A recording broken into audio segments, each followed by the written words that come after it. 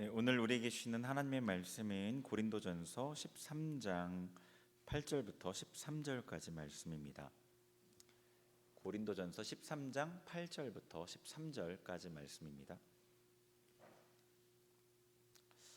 네, 279면에 있습니다. 13장 8절부터 13절까지 우리가 잔목소리로 봉독하도록 하겠습니다. 시작. 사랑은 언제까지나 떨어지지 아니하되 예언도 패하고 방언도 그치고 지식도 패하리라. 우리는 부분적으로 알고 부분적으로 예언하니 온전한 것이 올 때에는 부분적으로 하던 것이 패하리라. 내가 어렸을 때에는 말하는 것이 어린아이와 같고 깨닫는 것이 어린아이와 같고 생각하는 것이 어린아이와 같다가 장성한 사람이 되어서는 어린아이의 일을 버렸노라. 우리가 지금은 거울로 보는 것 같이 희미하나 그때에는 얼굴과 얼굴을 대하여 볼 것이요 지금은 내가 부분적으로 하나 그때에는 주께서 나를 아신 것 같이 내가 온전히 알리라. 그런즉 믿음, 소망, 사랑 이 세 가지는 항상 있을 것인데 그 중에 제일은 사랑이라. 아멘. 이사야 말씀 저희 세 번 같이 선포하고 말씀 나누겠습니다. 시작. 그가 찔림은 우리의 허물을 인함이요 그가 상함은 우리의 죄악을 인함이라. 그가 징계를 받음으로 우리가 평화를 누리고 그가 채찍에 맞음으로 우리가 나음을 입었도다. 아멘. 그가 찔림은 우리의 허물을 인함이요 그가 상함은 우리의 죄악을 인함이라. 그가 징계를 받음으로 우리가 평화를 누리고 그가 채찍에 맞음으로 우리가 나음을 입었도다. 아멘. 그가 찔림은 우리의 허물을 인함이요 그가 상함은 우리의 죄악을 인함이라. 그가 징계를 받음으로 우리가 평화를 누리고 그가 채찍에 맞음으로 우리가 나음을 입었도다. 아멘. 네, 사랑합니다. 축복합니다. 네, 우리 옆에 있는 친구들하고도 같이 인사할게요. 네. 오늘이 이제 이 고린도전서 13장 우리 사랑장 강의를 시작하고 8번째 그리고 마지막 시간이에요. 13장의 고린도전서 13장의 이 강해를 하면서 저 스스로도 많은 유익이 있었어요. 내가 참 사랑으로부터 멀리 떨어져 있구나라는 걸 깨닫게 되었고요. 그리고 또 한편으로는 내 안에 사랑으로 행하고 싶은 간절한 소원함과 더불어서 사랑이 없는 그런 모순된 모습들도 보게 되었어요. 그렇지만 또 이 사랑에 대한 강해를 지금 8번째인데 중간에 제가 빠지는 날이 있었기 때문에 2달 반 정도 기간이 됐을 거란 말이에요. 그 시간 동안 길지는 않은 시간이었는데 제 안에서 많은 깨달음과 변화들도 있었습니다. 설교와 맞물려서 제 삶의 여러 가지 어떤 상황들로 인해서 몰랐던 상처들이 드러나기도 하고 하나님의 은혜로 치유되고 하나님의 사랑을 더 깊이 깨닫게 되었습니다. 여러분의 삶에도 그런 하나님의 은혜가 있었기를 바라고요. 또 있으시길 바랍니다. 하나님의 사랑으로 채워지는. 네, 오늘 이 13장 전체 내용을 잠깐 개괄해 볼게요. 이제 마지막 8절부터 13절이 마지막 부분인데 개괄해 보면 이래요. 우리 같이 나눴던 그 내용을 한번 생각을 떠올려 보세요. 1절부터 3절까지가 사랑이 없으면 사랑이 얼마나 중요한지를 강조했죠. 그 다음에 4절부터 7절까지는 사랑이 어떤지에 대해서 얘기하면서 사랑이 특별히 어떤 것이 아닌지를 얘기했어요. 사랑이 있는 상태에서 어떤 것이 아닌지, 어떤 모습이 드러나지 않는지를 얘기했단 말이에요. 그래서 고린도 교인들이 사랑을 행하지 않는다는 것을 보여주었어요. 그리고 그 다음에 이제 6절 7절에는 4절부터 5절에는 그랬었고요. 6절 7절에는 사랑이 참으로 어떤 모습으로 나타나는지를 보여줬어요. 사랑이 있을 때 어떤 모습으로 나타나는지를 보여줬죠. 그게 우리가 지난주에 봤던 말씀이죠. 그리고 이제 본문에 오늘 8절부터 13절까지의 말씀은 이 사랑의 특성 앞에서 쭉 살펴본 사랑은 정말 중요하고 사랑은 어떤 게 아니고 사랑은 이런 거다라고 얘기한 그 사랑의 특성에 비추어서 왜 사랑으로 행해야 되는지를 말하고 결론을 맺는 거예요. 그래서 8절부터 13절까지는 이래요. 8절에는 사랑이야말로 결코 실패하지 않는 확실한 길이라는 걸 얘기하고요. 그 다음에 9절부터 10절에는 왜 그런지를 근거를 들어요. 그 다음에 11절에는 자기의 경험을 얘기하는 거예요. 자기의 경험. 그리고 12절에는 우리가 앞으로 사랑 안에서 온전케 될 상태에 대해서 말하고 13절에는 이제 결론이죠. 사랑이 제일이다 라는 결론을 내리는 거예요. 그럼 차례차례 한번 살펴보도록 할게요. 8절 한 번 더 읽어보자. 8절 시작. 사랑은 언제까지나 떨어지지 아니하되 예언도 팽하고 방언도 그치고 지식도 패하리라. 아멘. 사랑은 언제까지나 떨어지지 않습니다. 근데 예언도 패하고 방언도 그치고 지식도 패하게 된다고 얘기해요. 이 말은 예언과 방언과 지식은 특별히 은사에 대한 부분이잖아요. 그러니까 은사들은 끊어지고 멈춰질 것이지만 사랑은 절대로 끊어지지 않는다는 거예요. 멈춰지지 않는다는 얘기예요. 실제로 어떤 사람이 은사를 행하던 사람이 죽어서 이 땅을 떠나게 되면 은사들도 사라지게 돼요. 그 사람이 은사를 갖고 하나님 앞에 가는 게 아니에요. 그러니까 은사를 가진 상태로 하나님 앞에 올라가는 게 아니라 은사는 다 두고 가는 거죠. 왜냐하면 은사는요 몸에 임하는 것이기 때문에 영이 육체를 떠날 때 그 은사도 같이 사라져요. 같이 가지 않아요. 결코. 은사가 어떤 소유하는 능력이나 어떤 물건 이런 건 아니에요. 이런 건 아니지만 은사를 통해 나타나는 현상을 보면 그게 맞습니다. 그리고 성경에도 그런 몇몇 예들이 나와요. 예를 들어서 이런 거죠. 이제 엘리야 선지자가 승천을 했는데 그 겉옷을 떨어뜨리고 가잖아요. 겉옷을 입었던 엘리사에게 하나님의 그러니까 엘리야에게 있던 은사가 엘리사에게 전수되는 것. 그리고 또 엘리사가 죽어서 무덤에 이제 묻혔단 말이에요. 죽어서 이제 시체인데 죽은 사람을 이제 들고 가다가 도적대가 오는 것 보고 깜짝 놀라서 그 엘리사의 무덤에다 시체를 던지거든요. 그랬더니 시체가 죽은 엘리사의 시체에 닿고 살아나요. 그런 것도 있고. 그렇습니다. 조금 더 자세한 설명이 필요하긴 하지만 지금 은사에 대해서 보는 시간이 아니기 때문에 대충 그렇게 보고 넘어가도록 하겠습니다. 그러니까 은사는 육체에 임하는 거예요. 그래서 우리가 영이 육체를 떠나게 되면 은사는 같이 가지 않아요. 그래서 은사가 어떤 사람의 죽음과 함께 끊어진다는 그것에 대해서 얘기하고 있어요. 그리고 또 은사가 우리가 죽음과 함께 같이 가지 않는 근본적인 이유는 죽음 이후에 은사가 더 필요 없기 때문에 그렇기도 해요. 그것은 은사의 존재 목적과 관련이 있어요. 12장 7절 한번 봐볼게요. 12장 7절 고린도전서 12장 7절 같이 읽습니다. 시작. 각 사람에게 성령을 나타내심은 유익하게 하려 하심이라. 아멘. 자, 여기 보니까 4절에 은사에 대한 얘기를 하면서 각 사람에게 성령을 나타내시면 유익하게 하려 하심이라. 뒷부분에 은사의 목록에 대해서 얘기하고 있어요. 지혜의 말씀, 지식의 말씀, 믿음, 병 고치는 은사, 이런 은사들을 얘기하고 있어요. 그러니까 은사는 뭐냐면 성령의 나타나심이에요. 성령께서 그 사람 안에서 나타나서 행하시는 게 은사인데, 그것은 이유가 뭐냐면 유익되게 하려는 거예요. 각 사람이나 교회를 유익되게 하시려는 거예요. 그 유익이 뭐예요? 하나님을 더 잘 알고 하나님을 더 잘 믿고 교회를 세우고 그런 거잖아요. 영혼의 유익, 신앙적인 유익을 얘기하는 거예요. 근데 여러분이 죽어서 천국에 가면 누구도 더 이상 여러분에게 하나님을 알라고 말하지 않아요. 그때는 모든 사람이 하나님을 너무 잘 알아요. 하나님과 함께 거하시고 함께 사시고 하나님의 은혜를 방해 없이 누리기 때문에 그래요. 그러니까 우리가 죽어서 들어가는 천국에서는 은사가 필요 없겠죠. 은사의 목적 자체가 우리의 영혼의 유익 때문에 주어진 건데 그 유익이 더 이상 필요 없는 거예요. 그 천국에서는. 그렇지만 천국에서는 어떻게 돼요? 천국에서는 이 은사는 그만 그쳐지지만 사랑은 계속돼요. 창세전에 우리를 택하셨던 그 하나님의 사랑이 천국에서까지 계속된단 말이에요. 그래서 그곳은 오히려 그 사랑이 더욱더 강하고 분명하고 확실하게 우리에게 경험되겠죠. 우리에게 주셨던 그 하나님의 사랑이, 우리 안에 부어졌던 그 하나님의 사랑이 우리 안에 완전하게 풍성하게 채워지게 되죠. 그리고 천국에 있을 때 하나님의 사랑이 우리를 완전하게 감싸게 되겠죠. 그분의 사랑이 분명하게 경험되고 그 사랑이 완전하게 우리를 지배하게 돼요. 그리고 모든 성도들 각자가 그 천국에 들어간 모든 성도들은 자기 안에 하나님의 사랑이 가득 채워져요. 그래서 하나님과 완전히 연합돼요. 뿐 아니라 그 각 사람의 성도들 안에 그 하나님의 사랑이, 완전한 그 하나님의 사랑이 성도와 성도들도 연합하게 해요. 그러니까 천국에서는 이 사랑이 더욱더 완전해져요. 그렇지만 각 인격이 혼합되지는 않습니다. 결코 독립된 그 인격, 그 자기의 고유의 인격을 그대로 가진 상태에서 사랑이 충만해서 하나님과 완전하게 연합되고 성도들끼리 완전히 연합돼요.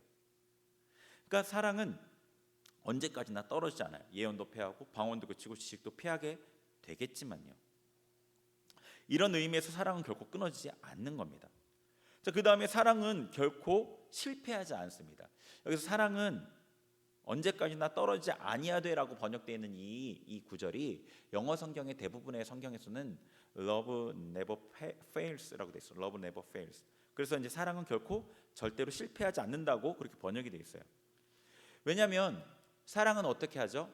우리가 앞부분에 7절에서 봤던 것처럼 모든 것을 참고 모든 것을 믿고 모든 것을 바라고 모든 것을 견디게 하잖아요. 제한 없이.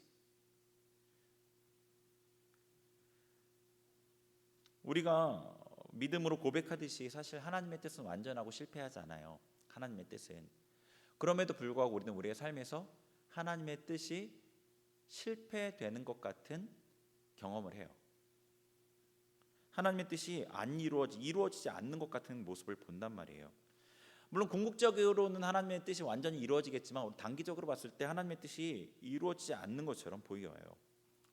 왜 그러냐면 우리가 이 모든 것을 참고 믿고 바라고 견디는 것에 실패하기 때문이에요. 그럼 왜 실패하느냐? 우리가 보고 알고 깨닫는 것이 하나님과 같지 못하기 때문에 그런 거예요. 그러니까 하나님께서는 보고 알고 하나님께서 보시는 것들은 그것들이 온전하게 될 것에 대한 믿음이 있으신데 하나님 본인의 하나님의 믿음이 있으신데 우리는 하나님처럼 보고 알지 못하니까 더 견디지 못하고 그만두는 일들이 비일비재한 거죠.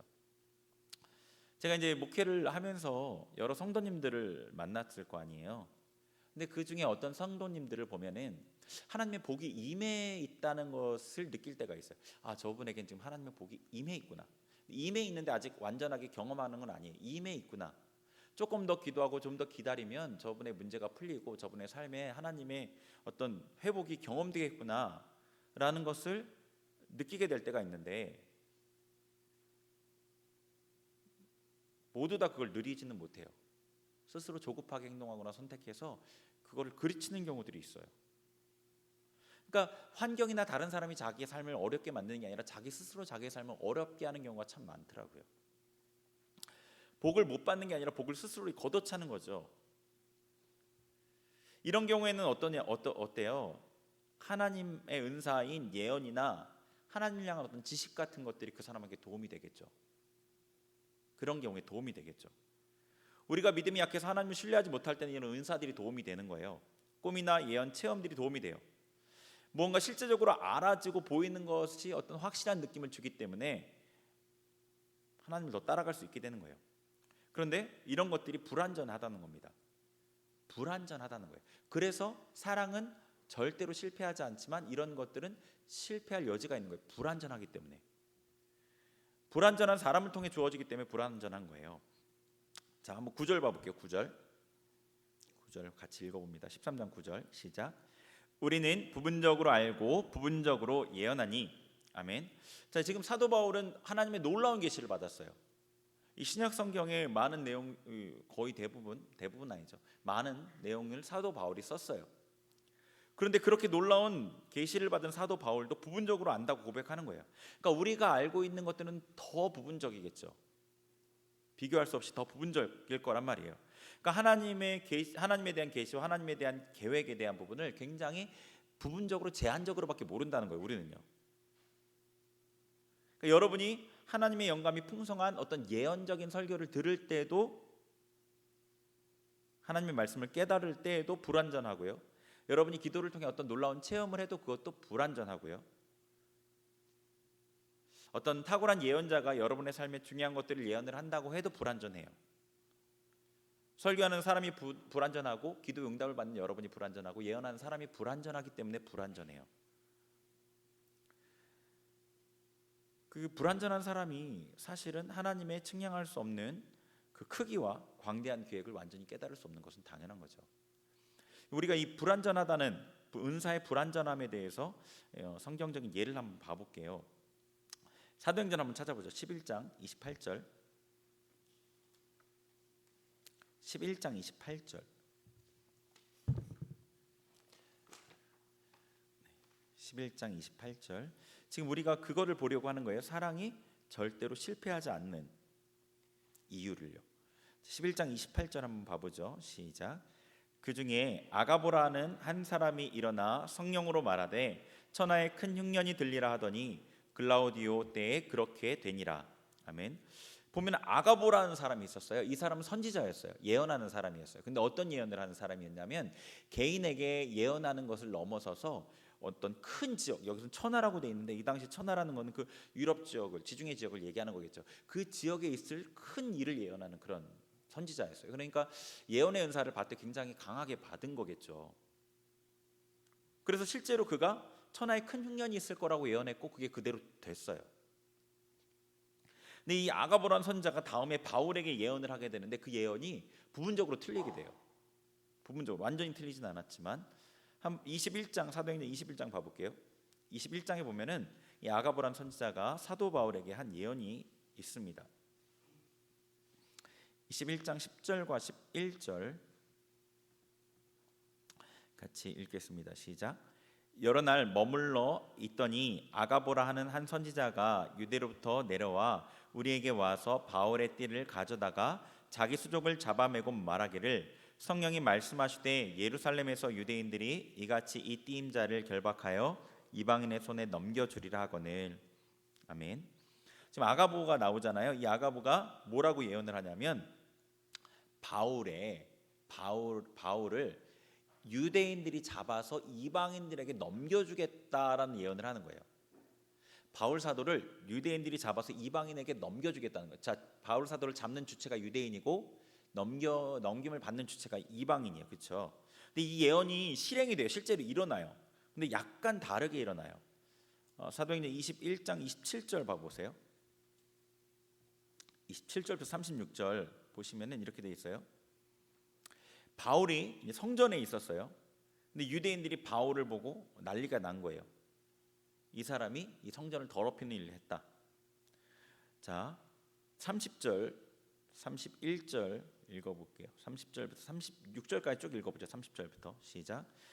온 성이 소동하여 백성이 달려와 모여 바울을 잡아 성전 밖으로 끌고 나가니 문들이 곧 닫히더라. 그들이 그를 죽이려 할 때에 온 예루살렘이 요란하다는 소문이 군대의 천부장에게 들림에 그가 급히 군인들과 백부장들을 거느리고 달려 내려가니 그들이 천부장과 군인들을 보고 바울 치기를 그치는지라.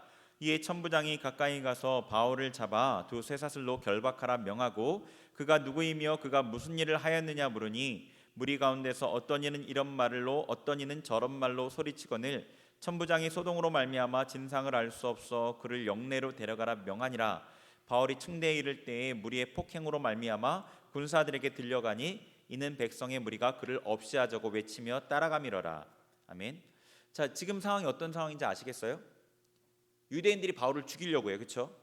그런데 35절에 보니까 군사들에게 들려가요. 유대인들은 막 죽이려고 하는데 로마 군사들이 들고 간단 말이에요. 그러니까 상황이 어떻게 벌어진 거예요? 유대인들이 이방인에게 넘겨준 게 아니라 유대인들이 죽이려고 한 것을 로마 군대가 건져낸 거잖아요. 그죠? 그러니까 예언이 잘못됐죠. 예언이 틀렸잖아요. 아마도 제가 생각하기에 이 아가보라는 선지자는 이 모습을 본 것 같아요. 유대인에게 둘러싸여 있는 바울, 그리고 로마 군병에게 들려가는 바울. 근데 그걸 보고 이제 생각을 한 거죠. 유대인들이 예수님을 로마 군대에게 넘겨줬잖아요. 그러니까 유대인들이 예수님께 한 것처럼 바울을 로마 군대에게 넘겨줬다고 생각을 한 거죠. 근데 실제로는 어떻게 된 거예요? 유대인들이 죽이려고 했고 로마 군대가 건져낸 거잖아요. 그러니까 하나님의 계시 자체에는 사실 문제가 없었죠. 근데 사람의 해석에 개입되면서 왜곡된 거예요. 해석이. 은사와 체험이 불완전하다는 거예요. 은사와 체험을 주신 하나님은 완전하시지만 그걸 수용하고 받아들이는 우리 인간이 불완전하기 때문에 불완전해진다는 거예요. 사랑이 결코 실패하지 않는 이유는요. 결코 절대로 실패하지 않는다고 그랬죠. 사랑이 아는 것에 한정지어서 우리가 체험한 것에 한정지어서 하나님을 믿고 소망하지 않기 때문인 거예요. 아는 것과 은사 체험에는 한계가 있습니다. 그걸 통해서 하나님의 온전한 뜻을, 하나님을 전체를 알 수가 없어요. 당연히 어떤 부분에서 실패하게 되는 겁니다. 그렇지만 우리가 앞에서 본 것처럼 사랑은 모든 것을 믿고 모든 것을 소망하게 하잖아요. 우리가 알고 보고 들어서 따라가는 것이 아니라 제한 없이 믿고 소망하게 하는 게 사랑입니다. 우리가 알 수 없는 것까지도 믿고 소망하게 하는 겁니다. 하나님의 뜻에 대해 완전히 알 수는 없지만 하나님의 그 사랑 인도를 따라가다 보면 결코 실패하지 않는 것이죠. 하나님께서 자신의 뜻을 완전히 이루시니까요. 제가 믿음에 대해서 여러 번 얘기했을 때 믿음이라는 건 보이는 것의 증거라고 얘기했어요. 그래서 보이는 것, 그게 중요하다고 그랬어요. 보이지 않는 것을 따라갈 수는 없다고 그랬어요. 우리 선진들이 보는 것을 따라갔다고 그랬어요. 그런데 어느 수준을 넘어가게 되면 보이는 것을 쫓는 그 믿음을 넘어서 그저 따라가야 될 때도 있는 거예요. 어느 수준을 넘어갈 때 그분을 사랑하기에 알지 못하지만 그저 나아갈 때가 있는 겁니다. 어느 수준을 넘어가면 믿음이 우리에게 분명하게 보여주지 않아도 그저 믿음의 증거를 따라 그대로 따라가야 될 때가 있는 거예요. 아브라함이 이삭을 번제로 바치려고 했을 때, 하나님께서 번제로 바치라고 했을 때는 아브라함에게 전혀 이해되지 않았을 거고 보이지도 않았을 거란 말이에요. 그런데 그 보이지 않는 상황에서 하나님을 따라갔던 아브라함은 하나님을 사랑하는 그가 사랑을 증거했던 거죠. 아브라함이 어떻게 하나님의 뜻이 이루어지는지 결코 알지 못했지만 하나님의 뜻이 이루어졌습니다.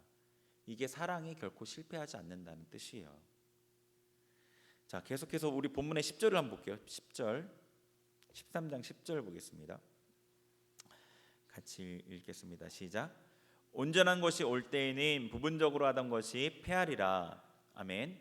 아까 앞부분에 사랑이 결코 떨어지지 않는다고 살펴본 그 부분과 같은 맥락에서 이해하시면 돼요. 온전한 것은 천국이죠. 예수님, 우리가 누릴 영생들을 의미합니다. 온전한 것이 오게 되면 다시 결코 이제는 온전한 것으로 우리를 이끄는 그것들이 필요 없게 되는 거죠. 성령의 은사가 그 목적이 각 사람에게 유익을 주기 위함이었습니다.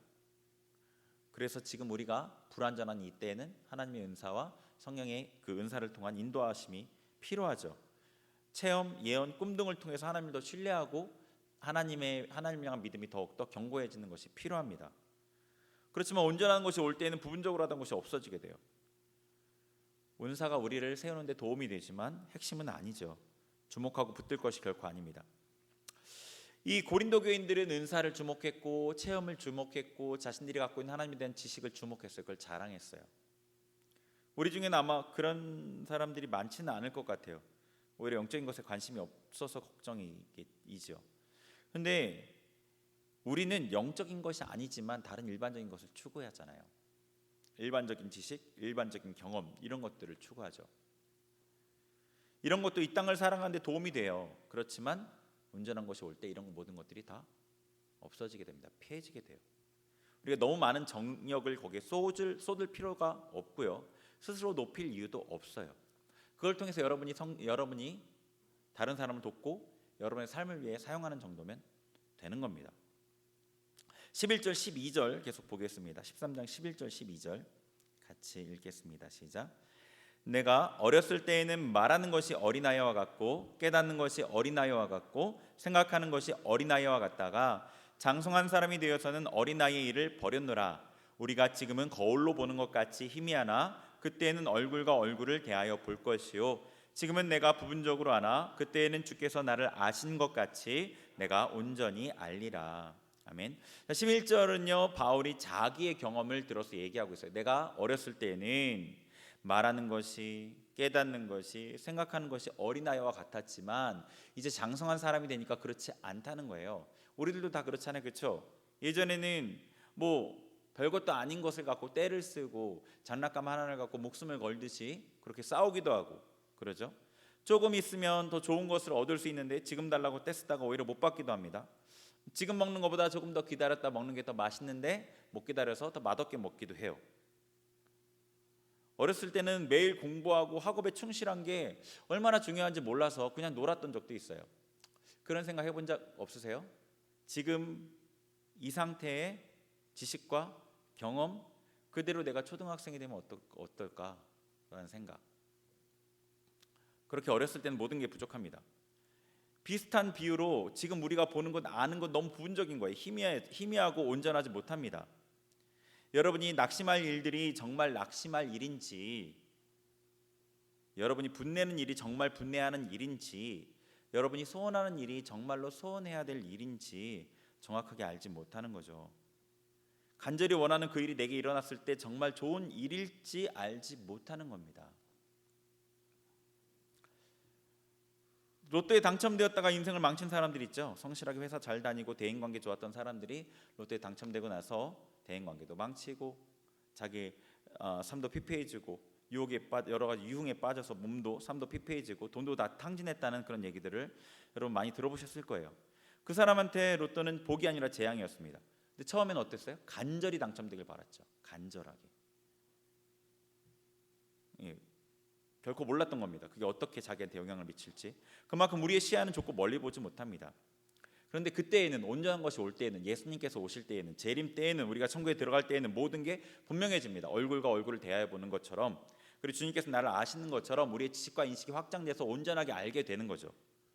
그 상황에서 내가 왜 그렇게 했어야 하는지, 내가 믿음으로 순종한 것이 하나님 나라에서 어떤 역할을 했는지, 그리고 어떻게 하나님의 영광을 나타내는 데 쓰였는지, 어떻게 하나님이 받으셨는지를 그때에는 알게 됩니다. 우리가 순종하는 순간에 알지 못했던 것, 우리가 참고 견디고 소망할 때는 알 수 없었던 것을 그날에는 알게 되는 거예요.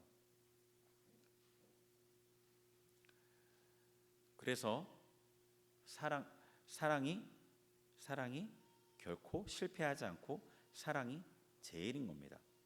13절 결론의 말씀을 한번 읽어보죠. 13절 시작. 그런즉 믿음, 소망, 사랑 이 세 가지는 항상 있을 것인데 그 중에 제일은 사랑이라. 아멘. 그런즉이라고 얘기합니다. 이 앞에 1절부터 12절까지 모든 논쟁을 통해서 그런즉 결론으로 사랑이 제일이다라는 얘기하는 거예요. 이 땅에 속한 모든 게 끊어질 겁니다. 천국이 임할 때 땅의 모든 것이 불태워질 거예요. 우리가 습득한 지식도 쓸모 없어집니다. 돈이나 관계 모든 것도 다 의미가 없어져요. 왜냐하면 모든 것이 새롭게 재편되고 새 나라가 시작되기 때문이에요. 그 나라에서는 중요하게 여겼던 가치관들이 완전히 다 바뀌게 될 거고요.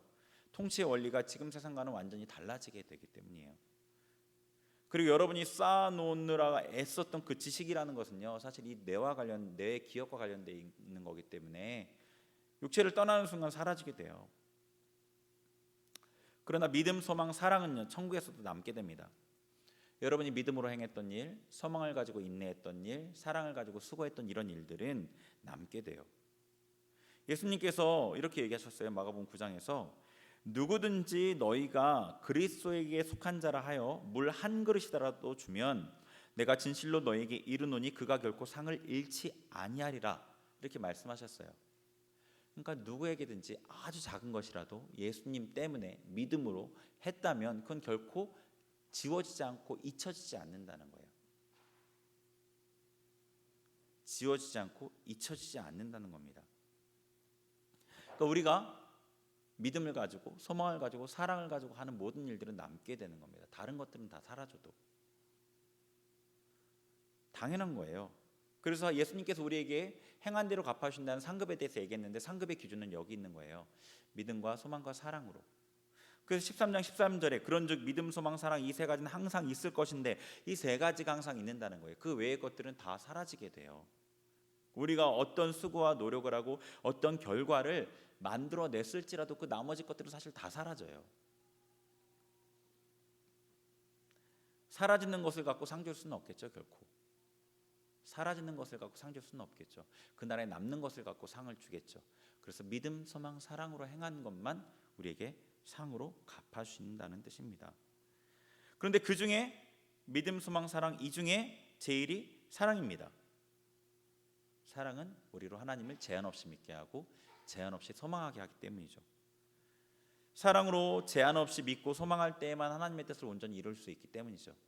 아까 얘기한 것처럼 우리가 정말로 보이는 것, 느껴지는 것, 아는 것, 응답받은 것만 갖고 쫓아가려고 할 때는 하나님의 뜻을 온전히 이루지 못한다고 그랬잖아요.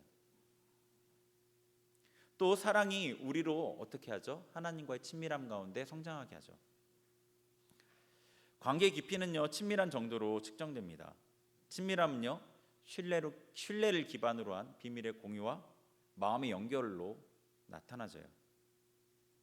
하나님과의 친밀함이라는 건 이것으로 되는 겁니다. 모든 것을 믿고 모든 것을 소망하는 그 사랑으로만 하나님과의 친밀함이 더 깊이 나아갈 수 있는 거예요. 사랑 안에서만 하나님과의 관계가 더 성숙해질 수 있는 겁니다. 여러분, 사랑이 없으면 아무것도 아닙니다. 여러분 삶의 모든 순간에 사랑을 잊지 마시길 바랍니다. 그리고 사랑의 기준에 대해서 명확하게 마음에 새기고 수시로 여러분의 상태를 점검하십시오. 부족할 때 하나님께 회개하고 사랑을 구하셔야 합니다. 사랑이 없으면 정말 아무것도 아니고 우리의 영원한 삶과도 아무 관련이 없고 우리의 상급과도 아무 관련이 없기 때문이에요. 수고한 모든 것이 헛되게 돼요. 사랑은 우리로 제한 없이 하나님을 믿고 소망하게 한다는 것을 잊지 말고요, 사랑이 인도하시는 것으로 따라가기를 힘쓰시기 바랍니다. 사랑은 결코 실패하지 않습니다. 우리 12장 31절 한 절을 더 보고 마치겠습니다. 12장 31절 읽겠습니다. 시작. 너희는 더 큰 은사를 사모하라. 내가 또한 가장 좋은 길을 너희에게 보이리라. 아멘. 사랑이 가장 좋은 길입니다. 같이 기도하겠습니다.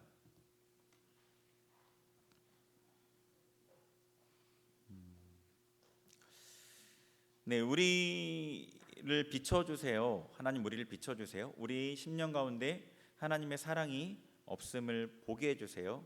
하나님, 우리 자신에 대해서 좌절하고 하나님을 붙들 수 있는 그런 은혜를 우리에게 허락해 주세요. 성령님, 이 시간에 우리 가운데 임해 주세요. 우리 같이 우리 마음으로 또부터 간절한 간구를 가지고 하나님 앞에 우리 기도하겠습니다. 같이 기도합니다. 하나님 아버지, 감사합니다. 주님께서 우리에게 임하여 주옵소서. 하나님, 사랑의 말씀들을 보았지만 하나님께서 우리를 비춰주셔야 우리가 우리 자신을 볼 수 있는 눈이 열립니다. 성령께서 이 시간에 임하여 주시고 우리의 마음을 비춰주옵소서. 하나님의 말씀의 기준 가운데 우리를 보게 하여 주시고 우리의 마음 가운데 하나님의 사랑이 얼마나 부족한지를 보게 하여 주옵소서. 하나님, 그리하여서 하나님 앞에 간절히 하나님의 은혜를 간구하는 간절한 심령이 될 수 있도록 성령께서 우리의 마음을 주장하여 주옵소서. 우리의 마음이 하나님의 마음을 담기를 원합니다. 하나님께서 우리를 간절히 사랑하는 그 사랑과 우리도 하나 되기를 원합니다. 하나님, 우리를 정말로 간절히 원하시는데 우리는 냉랭한 마음으로 하나님 앞에 서지 않게 하여 주옵소서. 우리의 마음 중심으로부터 변화되기를 원합니다. 하나님을 향한 간절함으로 전환되기를 원합니다. 간절한 마음으로 간구하기를 원합니다. 하나님의 은혜를 정말로 아버지 간절히 원하기를 원합니다. 하나님, 우리 가운데 임하여 주옵소서. 성령이 우리의 마음을 만져 주옵소서. 아버지, 다른 그 무엇이 아니라 우리 자신의 모습을 바로 볼 수 있는 은혜를 허락하여 주옵소서. 진리의 성령께서 우리에게 더 강하게 하나님 말씀으로 더 강하게 임하여 주옵소서. 임하여 주옵소서. 우리를 불쌍히 여겨주시고 우리를 긍휼히 여겨 주옵소서. 하나님, 주님을 바랍니다. 주님의 은혜를 간구합니다. 역사하여 주옵소서. 임하여 주옵소서. 임하여 주옵소서. 성령님의 은혜를 간구합니다. 성령님의 은혜를 간절히 바랍니다. 주님 도우소서. 주님 도우소서. 주님 도우소서. 찬양합니다. 당신의 시간을 듣고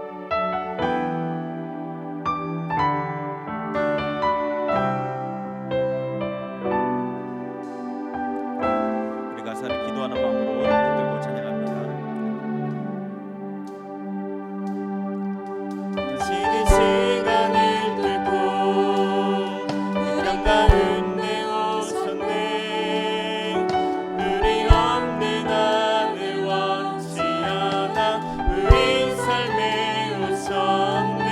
자신의 편안 버리고 우리에게 평안 주셨네.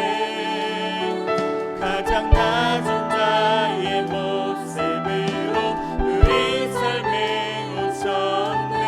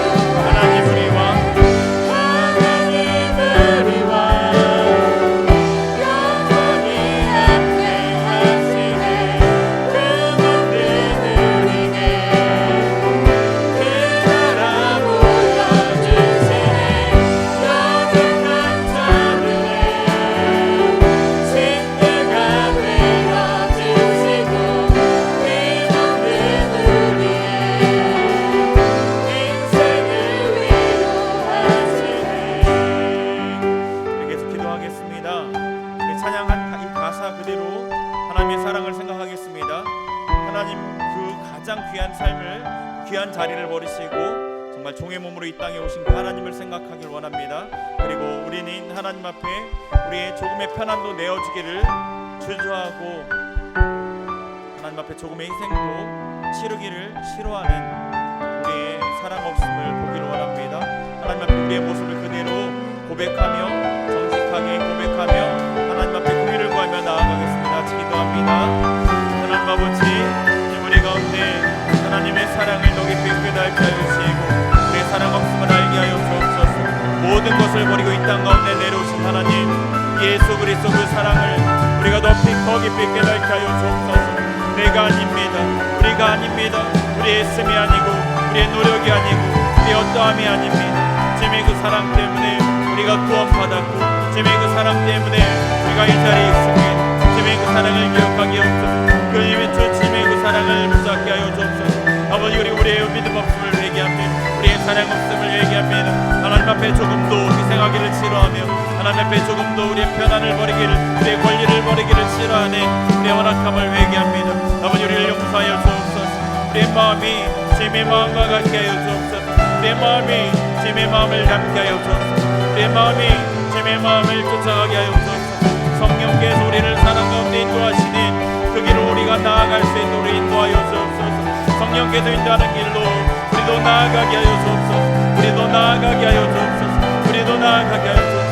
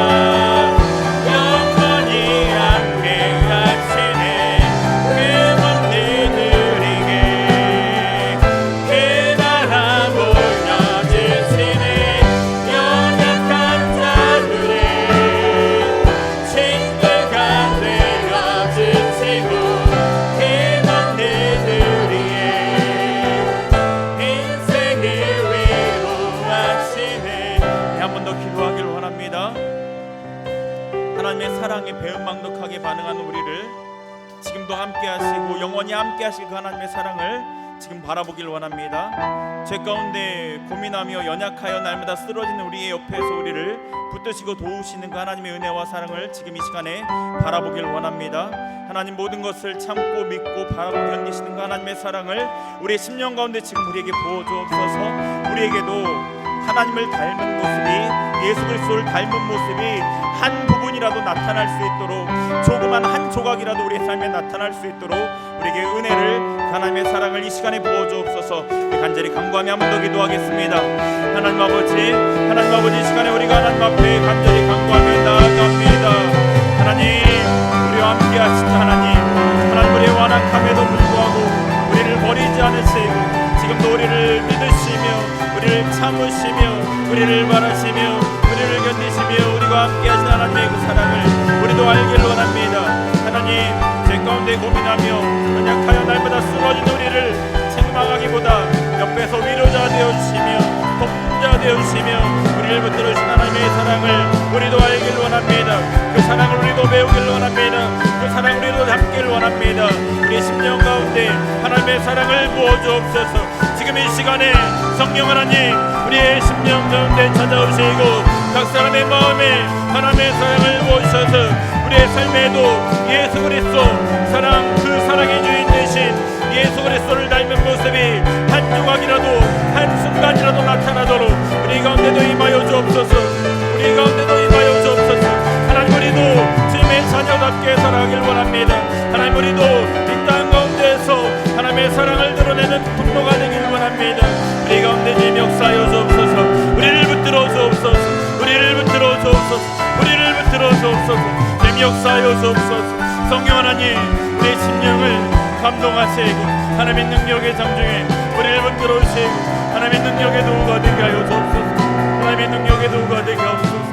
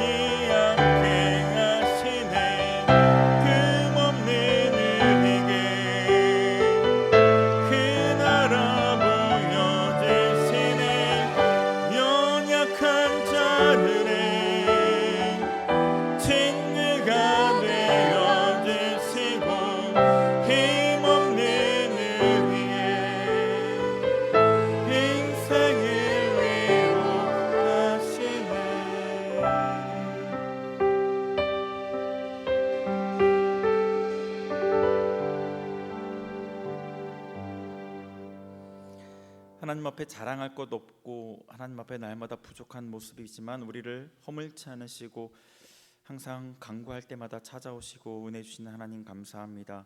우리의 삶에도 하나님을 닮은 모습이 우리의 삶에도 나타날 수 있도록 우리의 삶을 주장하여 주옵소서.